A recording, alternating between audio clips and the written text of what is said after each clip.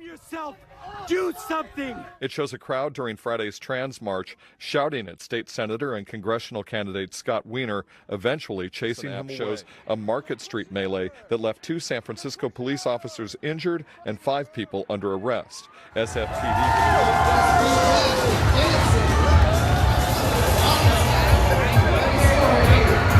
Are you guys the nice side or the naughty side? The naughty side.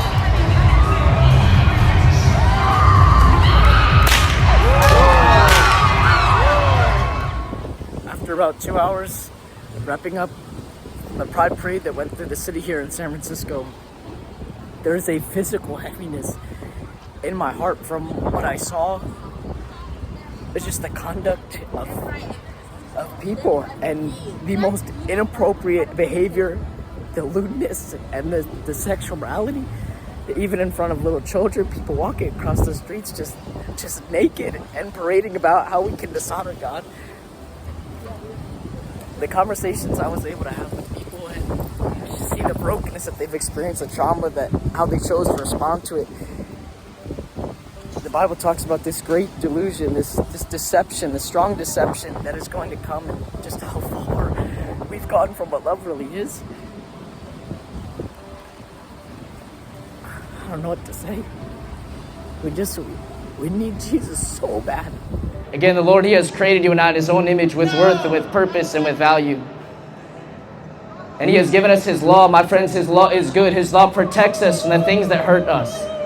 We would not say that a guardrail alongside of a road that bends around the edge of a cliff is there to keep us from having fun. Rather, my friends, we would say that a guardrail alongside of a road that bends around the edge of a cliff is there to protect us. And so God has given us His law to protect us. He knows what hurts us, the things that we do that harm others around us.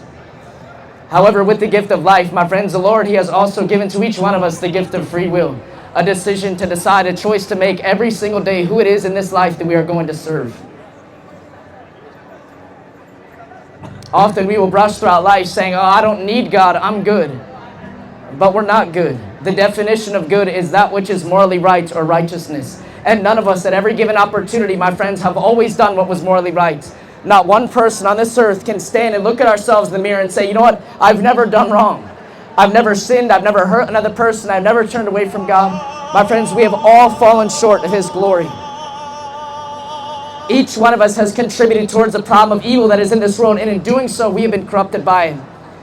And so often we're so worried about the evil that's out there in the world, but there's so much evil residing in here. And we first have to start with ourselves, to look deeply within. My friends, in a generation, we will check our phone 1,000 times before we check our heart. The Lord, He is calling us to look inwardly. Illiterate. And as we look at ourselves, as we see our motives and our intentions, we are honest, my friends. A deep reflection on the life that we lived is something that we steer clear of, but we often avoid in our generation today. We'll be so occupied and entertained, distracted by other noises and voices when there's only one voice that matters. Only one voice that matters. The Bible declares that while man looks at outward appearance, God sees our hearts. Man, we can focus on the physical attributes by the outward appearance, but God looks within. What He values is not what the world values, my friends. And we've all fallen short of God's glory, whatever facet, whatever capacity, whatever form or fashion that has come, and we've all sinned. And the Bible declares that the wages of sin is death. That might sound harsh, but that is because God is the author of life, and sin, it separates us from Him. Now again, while man looks at outward appearance, God sees our hearts. Jesus declared, if we look at another person with lust towards them, we have already committed adultery in our heart. He said, you have heard that it was told, do not commit murder. But He said, I tell you, even if you harbor hatred in your heart towards another human being, you have already committed murder in your heart. Jesus declared, even saying to someone, you fool, puts us in danger of the fire of hell. And it might sound harsh the way that He worded it that way, my friends, but it needs to be, because He declared, from the abundance of the heart the mouth speaks. That means our words, they carry weight, and it is more than just some simple syllables that flow forth from our lips, more than a mere muscle movement of the tongue. But what overflows from our mouth, my friends, it starts within our heart. And in a generation we seem to have nothing but negative things to say, just constantly complaining. The Lord instead instructs us to let no unwholesome talk come out of our mouth. but only what is useful to edify, to encourage, and to build others up. And I plead with you, my friends, because I was so lost and so blind for so long, and I didn't even realize it. And if God can save me, there is no one in the world that He cannot save. I plead with you, my friends. We were taught as kids to look both ways before we cross the street, but there is a street that we are crossing and we're paying no attention. It is dangerous. We're lurking in, my friends, to mucky waters, and it isn't safe up ahead. The way that our generation is going, the way that we have strayed away from God, I plead with you, my friends, to humble your heart and to turn back, because the time is drawing near for Jesus to return. He has given us signs to look out for. The prophecies, they're well underway. If we just open up our eyes and read a little bit, we could see that He is coming back soon. And I pray that when that King returns, He finds us doing something that He is proud of, walking in a manner, living in a way that is honorable. But at the end of the day, the Lord, He will deeply honor, He will greatly respect the decision that we make out of the free will we are given. If we want nothing at all whatsoever to do with God on this earth, then He will allow us to have nothing at all whatsoever to do with Him for eternity. If we desire to drown out God's voice, to slap away His hand, to take that free will and to spend our days closing our ears and telling God, leave me alone, then my friends, for eternity He will. Jesus, He loved you and I enough to tell us the truth. He did not compromise the truth in order to cater to our feelings. Rather, He was willing to touch on topics. Jesus, He spoke about the subjects that other people often avoided in their attempt to never offend anyone. My friends, I plead with you, because if we love another person, if we care about another person, we are going to tell them the truth. If we care about ourselves, if we're only concerned with ourselves, we're going to tell that other person what they want to hear. We're going to knowingly allow them to walk in a way that leads to destruction just because we're too afraid of ruffling up some feathers, causing some friction or opposition. But the world will tell you, my friends, that the truth hurts, so that person couldn't handle the truth. But Jesus said, you will know the truth, and the truth will set you free. The truth will set you free. He calls us to pursue this truth, to pursue wisdom, to seek knowledge, though it costs us all we have. To love that truth more than anything else in the world. To love truth more than we love our family, more than we love our friends, more than we love even our own life. And it is there and only there that the truth will set us free. See, Jesus, He loved you and I enough to talk both about the glory and the majesty of heaven. And Jesus also touched on hell. He described heaven as a place where there's no more sorrow, no more tears, no more death. And that's the way that He created this world to be functioning, that, my friends, that there was no death, no disease, no destruction, but these things that came through our disobedience. It was not the original intention of the Lord for this world to be filled with suffering and sickness, but sadly that's a result of our sin. And it would have been right to the Lord, He just stepped back to leave us to suffer in our own sin, but that is not His nature, that is not His character. Instead, He chose to make a promise over all creation and every nation throughout each generation, repeating it again and again and again. We can see what is important to the Lord by the things that He makes clear over and over. He says, I will live in them, I will walk among them, I will be their God, and they will be my people. But again, the direction that we decide on, my friends, it determines the destination that we end up. And we might be convinced that by this world in our late 20s and our early 30s that we're in our prime. Because young men, we grow strong, but the reality is that strong men grow old and old men die. Physically, the same fate awaits us all. My friends, we are spiritual beings having a physical experience, and one day our physical body will pass away. You do not have a soul. You are a soul and you have a body, and one day in this body, our bones become brittle, our skin will begin to wrinkle, our hair will start to fall out. And this generation will do so much to try and change our outward appearance, make our physical beauty appealing to other people around us, but yet we are called to look within. My friends, the Lord, He loves you more than you love you. He cares about you more than you care about yourself. And we've all fallen short of God's glory. Every single one of us, regardless of the way that we were raised, what country we were born in, what things that we have done, or what has been done to us, we are called back. It is the loving kindness of God that has made a way. My friends, there isn't anything that we can ever do to undo or outdo the wrong we have done. We cannot save ourselves. We cannot earn our way to heaven, but that is why Christ came. Again, Jesus, He spoke both about the glory and the majesty of heaven, and He talked about hell. He described it as a place of weeping, of wailing, and of gnashing of teeth, of eternal fire, and it's not God's will that anyone would go there. However, my friends, we must understand that God didn't have to get creative in concocting up some horrible torture chamber for people to experience in hell. That is not his heart. However, there are principles applicable in a physical sense that are the same spiritually. That in this world, darkness is just simply the absence of light. A cold temperature is just the absence of warmth. And so if all the wonderful experiences that we have on this earth are sourced through God's mercy, through his compassion, through his kindness, through his grace, then separated from that, my friends, there's nothing left good for us to experience. One day, when our time on this earth comes to an end, we will give an account to God. Often this makes people upset to hear. But the truth is that we love playing God. We love upholding justice in the lives of the people on this earth. We get very passionate about standing alongside of those whose cause we support. But then all of a sudden, when it comes time for justice to be brought to our own life, when it comes time for me to get what I deserve for the wrong that I have done, now all of a sudden I want an excuse, I want a way out, I want someone else to blame. But my friends, that is not fair. The Lord, he is perfectly fair. He shows no favoritism, no discrimination, no bias, no partiality.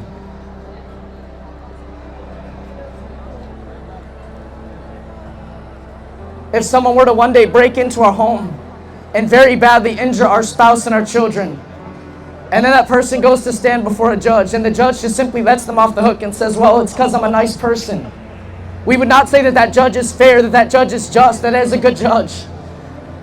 So yes, God is merciful. Yes, he is compassionate. Yes, God is steadfast, abounding, and he overflows in loving kindness. But he is also righteous. God is holy, and he is just. He cannot just freely pardon sin or let it go unpunished, because that would be compromising his justice. But my friends, the amazing news is that not only did God render and execute full righteous judgment against the sins of humanity, not only did he give the punishment, he chose to be the one to receive it on our behalf. It is the good news of the gospel that the Lord is not far off and aloof, dead, distant, or dormant. Rather, the King of all creation, he is near to the brokenhearted, that God saves those who are crushed in spirit. That he stepped forth into this world not as a barbarian, not as a warrior, not as a gladiator, but as a baby born humbly in a manger, to grow up among all the sorrow, all the brokenness, all the pain, the hurt, the rejection, the abandonment, and the grief, everything that we encounter on this earth. In those seasons, my friends, we can lift up our voice to a God who understands. And the Bible records that before Jesus was taken to the cross to pay for the sins of humanity, he prayed in the Garden of Gethsemane. He said, Father, if there is any other way for this cup to be taken from me, yet nonetheless not my will, but yours be done. And in that garden, it also documents from Scripture that Jesus, as he prayed, he began to sweat drops of blood. As cardiologists and dermatologists have looked into this, they have found that a human being can be under such deep distress, such great agony, that the capillaries in their skin burst and blood begins to seep from their pores. Now, my friends, this great anguish, this deep agony that Jesus was under in that garden was not just his foreknowledge of a physical torture he was about to experience at the hands of some Roman soldiers. Rather, the significance of his sacrifice went much deeper than what could be identified with the naked eye. That for hours, wave after wave, Christ was receiving the full wrath of God's judgment, his holy hatred against the sins of humanity. But in sending his Son to the world, God knew that death would not have the last word. Jesus Christ, he stands victoriously triumphant over the greatest enemy of mankind. There is no religion that will ever be able to save you and I. For the word religion in Latin, it actually means to bind. You look at Buddhism, Sikhism, Hinduism, Islam, Judaism, we can immediately identify some sort of man-made numerical system. Whether it be 5 pillars of faith, or 4 noble truths, 8-fold path, or 10 commandments. But Jesus Christ, he did not come to establish some rules and regulations. He came to set us free. Religion is man's failed attempt to earn a way back to God, but Christ came to show it's rather about what God has done to come to us. There is no greater love that has been demonstrated to humanity than what God has done through the cross. A love that stretches so deep, so vast, so far, so high and wide, for even the one that the world says is too far gone. My friends, the Lord, he desires that no one would perish, but instead that all people would come to a knowledge of the truth and that we would be saved. He is immeasurably more compassionate. He is infinitely more gracious than we can imagine him to be. The Lord, he did not desire that Adolf Hitler would die and go to hell. He did not desire that Osama bin Laden would die and go to hell. He desires that all people would come to a knowledge of the truth and that we would be saved. Today is a new day, and God's mercies are new every morning if we are willing just to humble our hearts. But my friends, it should crush us as one day we give an account to God that we knew we could solve the water crisis, we could fix global world hunger today with the amount of money we choose instead of spend on nicotine and alcohol. And while people in other places are passing away because they don't even have the basic means to meet their needs for survival, and yet we're spending money on things that are killing us more quickly. The worst part is we'll show up to the office on Monday morning, we'll treat it as a joke, we'll laugh it off with our coworkers, the things that we can't even recall happening Friday night because we were too intoxicated. But I'll tell you that the Lord, He does not find these things funny. Jesus, He declared that to those whom much has been given, much will be required. And one day as we stand in the presence of God, we're not just going to give an account for all the wrong things that we did that we knew we weren't supposed to do, but also for all the opportunity we had to do right and didn't take it.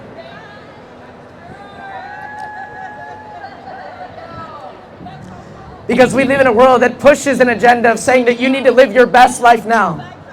Well, the author and the giver of life, He shows us exactly how to do that. In order to live your best life now, we must lay it down for others. And it is an incredibly freeing thing when we no longer walk feeling sorry for ourselves, always making excuses or living with a victim mentality. But again, Jesus, He declared, you will know the truth will set you free.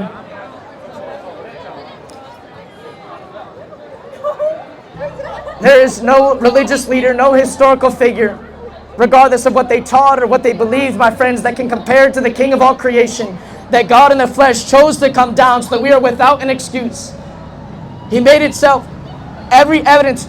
We look through the lives that we live and the world around us, my friends, and the Lord has borne witness of His existence in many different facets, many different capacities, and yet we choose to just simply suppress the truth. And this is something that we must actively engage in. It is something that we must continuously do, because the moment that we start to allow that truth to slip through our fingers, it comes rising to the surface. Truth always triumphs. The light, my friends, it always conquers darkness. This is the natural order of things, the way that God had set it out.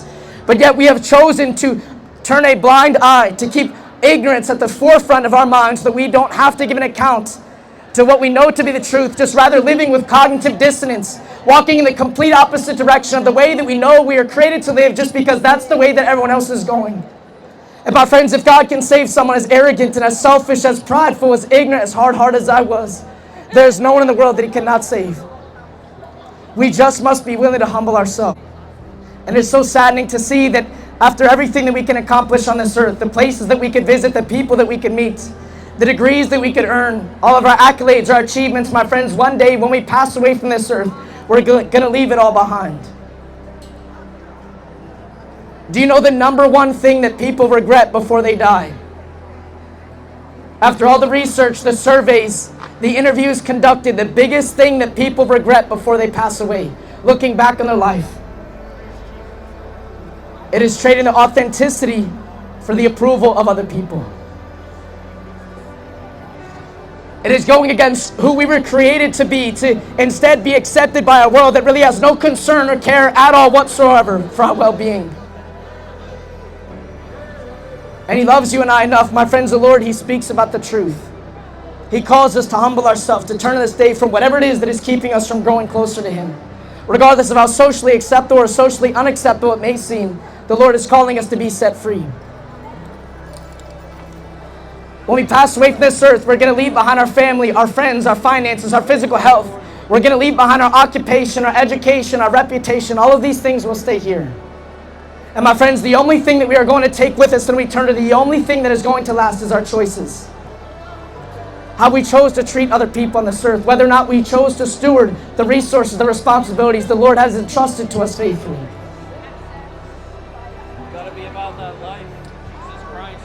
It's about that life. Because we live in a world that says, do what makes you happy. Believe in yourself. Follow your heart. Jesus said, no. Deny yourself. Take up your cross and follow me. It is the selfish, hedonistic, indulgent pleasure that our culture condones is the way that Jesus lovingly warned leads right to hell. Rather, God instead calls us to do nothing out of selfish ambition or vain conceit, but in humility to value others above ourselves. But this is the complete opposite thing our world teaches. Again, the Bible says that pride goes before destruction, a haughty spirit before a fall. Everyone who exalts himself will be humbled, but whoever humbles themselves will be exalted. And my friends, if we live by everyone else's approval, then we will die by their criticism. What we feed grows and what we starve dies. And it takes an entire lifetime to build a good reputation, however, only a single moment to completely destroy it. Again, my friends, it takes a whole lifetime for us to build a good reputation, yet one moment, one bad decision to completely destroy it. If there's one personality trait, one characteristic, one attribute that will destroy our life quicker than anything else, it is our pride. To believe that we're above reproach, that we're in no need of correction, that there's nothing left for us to learn, that no one on the earth has the right to tell us we are wrong. My friends, if that is the mentality of which we walk throughout this life, it will not be long before we find ourselves living in circumstances we never would have imagined. And I plead with you, my friends, because the day is drawing near for Christ to come back. When he returns, it will not be as a baby born in a manger, but as a king that comes triumphantly upon the clouds. He is coming in glory and his might. And if we do not believe that it grieves the heart of God to look at all the corruption, the wickedness, the evil that continues to occur in our world, we are wrongly mistaken.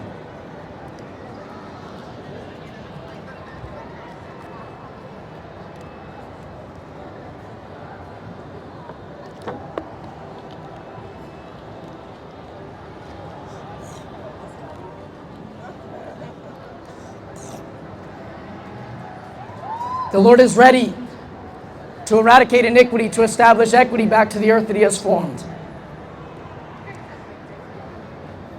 And when Christ comes back, he is going to cleanse the world of all sin and those who continue to practice it. Because the Lord, he loves us so much that he gives us chance after chance after chance after chance after chance. And someone who has resided 70 years on this earth has lived over 36 million minutes in the world. If we did not count just one of those minutes worthy enough to return to the God who puts breath in our lungs, then God will honor our decision. My friends, the most precious currency that we have to give on this earth is our time. Jesus, he asked, what does it benefit someone if they're able to gain the whole world and yet forfeit their own soul?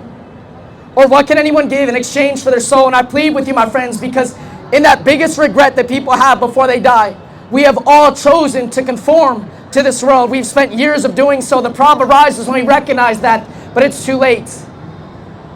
However, the Lord, he calls us back in this day and this hour. We can again know who it is that we were created to be by looking back to the creator of the cosmos. The Bible declares that in his image, God has made you and I with worth and with purpose and with value. And we've all chosen, my friends, to turn away from that, but yet we are called back to God's family. You are all welcomed in the family of the Most High God, if only we are willing to humble ourselves, to turn from our sin, the very things that Jesus, he died to set us free from. I plead with you, my friends, in this day and this hour, let us humble our hearts and come back, to not throw a blind eye. He made you and I in his own image. He created us in his likeness, to love him, to be known by him. For your life, that every road outside of Christ and the way he designed us, it leads to death and ultimately hell. Jesus said very clearly that he's the way, the truth, and the life, and no man comes to the Father but by me. Jesus said, he said that he's the door to the sheep, and everybody that enters in by me shall be saved. You saw this man just enter into the door. He just got saved because he was humble and he gave his life to Jesus. He believed in the gospel.